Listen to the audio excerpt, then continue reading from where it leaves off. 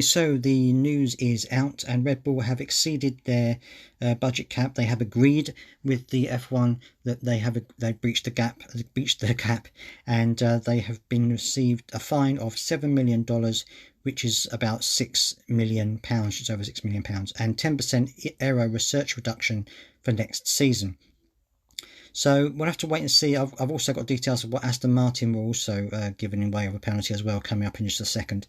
But it says that they've been hit with a $7 million, £6.07 million fine and a 10% reduction in permitted aerodynamic research for breaking Formula One's budget cap.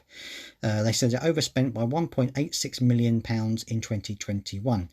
The financial punishment is not a reduction in their permitted spend next year when the budget cap is $135 million. The 10% cut is in the time they can spend using their wind tunnel or computational fluid dynamics to design their car.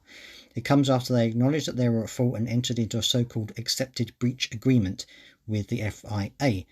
It says that previously it was a minor breach, anything up to 5% or 7.25 million when Max Verstappen first won his title.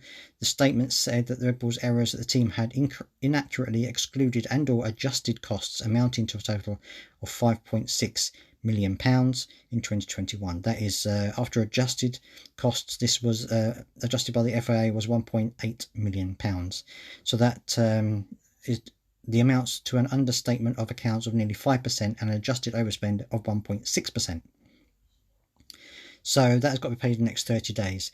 They also said that Aston Martin had been fined $450,000, that's around £388,000, for a procedural breach of the financial regulations. To be fair, I don't think this is going to help anybody. I don't think this is going to stop teams from overspending. Yes, if you're a small team, if you're Haas, you may consider not doing it because obviously that's a lot of money.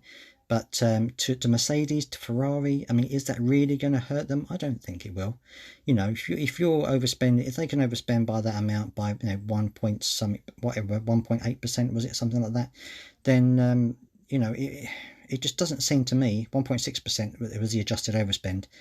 That means that Ferrari and Mercedes can easily go 1.6% over their budget cap, and it's not going to. They'll be like, well, we can accept a fine of $7 million and 10% reduction in wind tunnel usage. We can absorb that. We don't need to worry about that.